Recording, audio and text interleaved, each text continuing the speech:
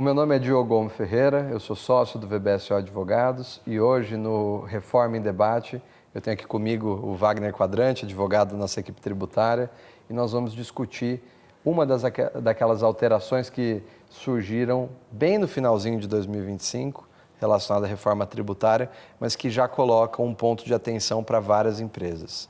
Especificamente, né, Wagner, a gente vai falar hoje sobre a portaria 635, que saiu no dia 31 de dezembro de 2025, estabelecendo os requisitos de habilitação para aquelas empresas que terão uma espécie de perda de benefícios fiscais de ICMS em função da reforma tributária, buscarem uma compensação.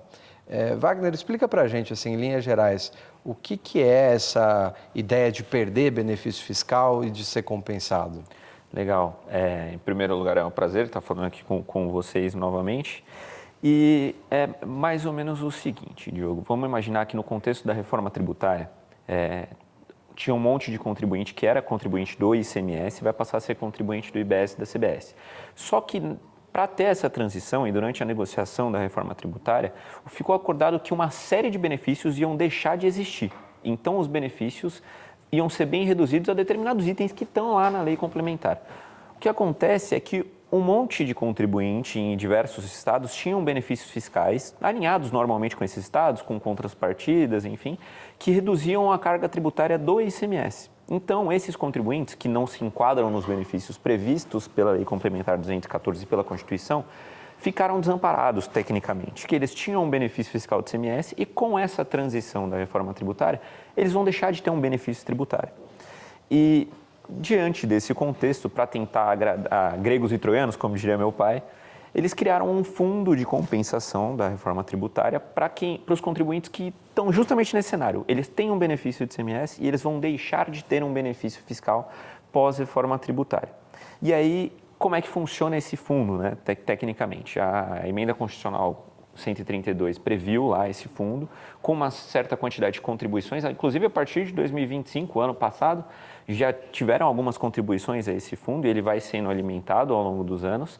E para que a partir de 2029, que é quando inicia a transição do IBS para o ICMS, essa perda de benefício fiscal vai sendo compensada com o valor arrecadado no fundo para os contribuintes que perderam os seus benefícios nesse meio período. Entendido. Mas aí uma primeira dúvida, qualquer empresa que tem algum benefício hoje de ICMS pode buscar essa compensação? Ou tem algum requisito, né? É uma ótima pergunta também. E o que o legislador contribuinte, o contribuinte constituinte tentou fazer para amparar também? Não é todo e qualquer benefício fiscal do ICMS que vai dar direito a um fundo de compensação.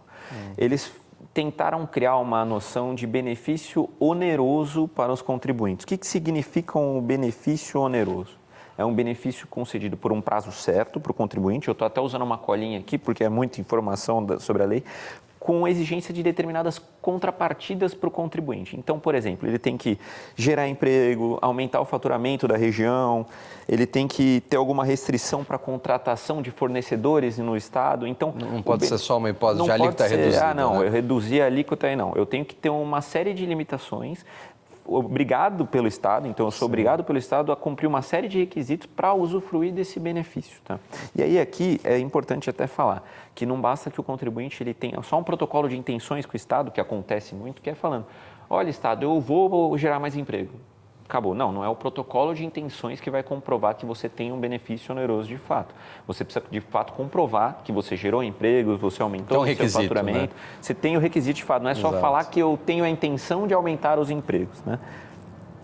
E daí, suponhamos, né, uma empresa estava nessa situação, o ICMS vai deixar de existir progressivamente, né, paulatinamente, a partir ali de 2029, então uma parte desse benefício realmente vai se perdendo.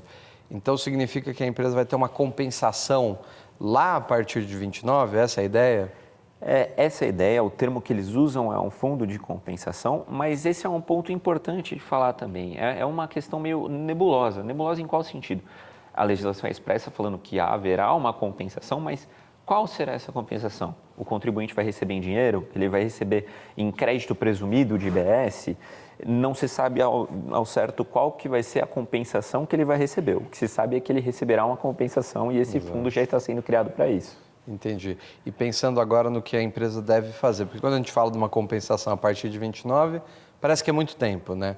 Mas já tem algum prazo correndo para que a empresa busque habilitação? Legal. E esse é um outro ponto muito legal, porque a portaria 635 ela foi publicada no dia 31 de dezembro e a partir do dia 1º de janeiro de 2026, o contribuinte já pode apresentar o pedido via ECAC, pelo que a portaria indica, solicitando e apresentando os estudos para integrar ao fundo de compensação.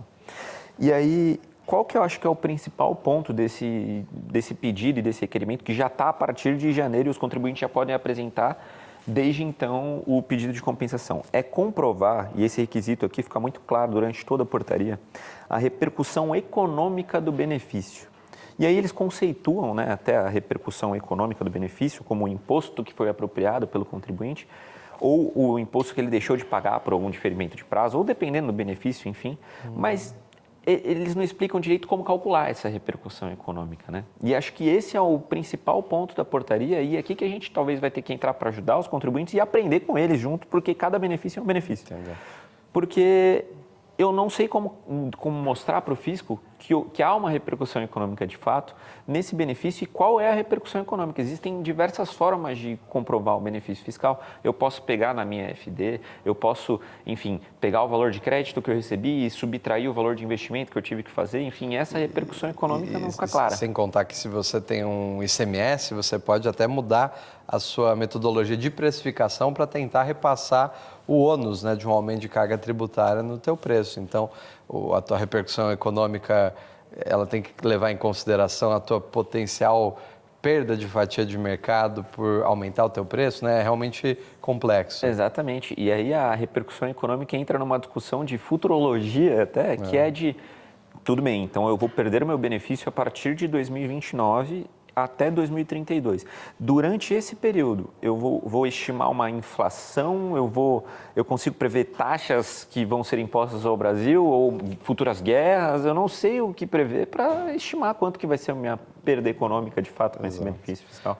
Mas na tua leitura, havendo a portaria, já é importante começar a olhar para isso com atenção. Com certeza, é muito importante olhar para isso com atenção, até porque o prazo para apreciação do pedido, ele é em termos práticos, tá? Porque a portaria ela estabelece que o prazo é de 120 dias, mas quando a gente analisa ela como um todo, na prática o prazo é de 240 dias inicial. Então o fisco tem 240 dias para analisar, sendo que se ele precisar de qualquer informação, esse prazo é interrompido e só volta a partir do momento que eu apresento essas informações.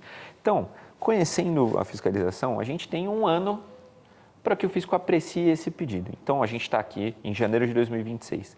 Se a gente até fazer os estudos, até for apresentar tudo, apresentamos em abril um estudo bem consolidado, comprovando que houve todo tipo de repercussão econômica para o benefício de determinado contribuinte.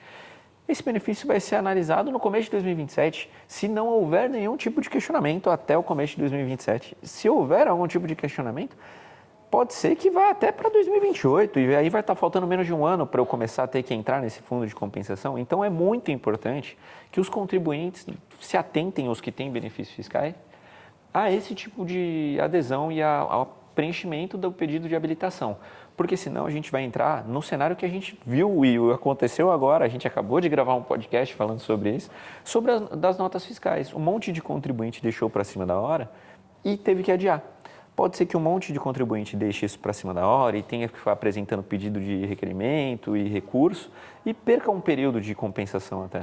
A diferença é que na nota fiscal, para o contribuinte adiar, é até interessante, né? Exatamente. Agora, em relação à habilitação da compensação, é do teu interesse que isso ocorra o quanto antes para que você não fique sem benefício de ICMS e fique sem uma compensação financeira em relação a isso, né? Então, importante antecipar. Exatamente. E aí a gente poderia até discutir aqui o pedido de habilitação, todos os requisitos de apresentação do pedido de habilitação, mas eu acho que aqui já ficaria um papo mais burocrático do que prático, né? Eu acho que a intenção aqui é alarmar justamente que há um prazo, esse prazo, quanto antes ele for verificado, melhor, e for cumprido, melhor, E tem um outro ponto, que é, além do prazo de 240 dias, tem o prazo de 120 dias para contribuintes que já tiveram um benefício apreciado pelo fisco. Como que funciona isso também?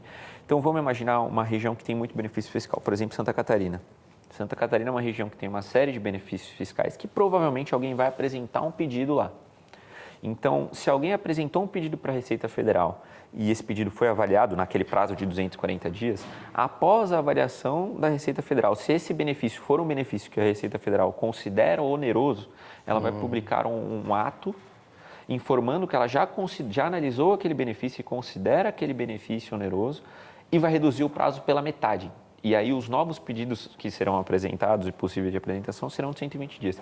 Então aqui a gente tem duas lições de casa. Ou começar já a estudar qual que é a repercussão econômica desse benefício e ficar acompanhando os benefícios que já foram analisados para tentar, de certa forma, ou enquadrar o nosso benefício nessa análise ou, por analogia, convencer o fisco de que meu benefício é idêntico a esse que já foi aprovado. Para acelerar, né? Exatamente.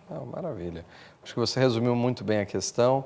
Ainda é um tema que vamos recuperar e retomar várias vezes no futuro, mas por hoje é só. Espero que vocês tenham gostado do episódio e continuem nos acompanhando para novas notícias sobre a reforma tributária. Um abraço. Um abraço.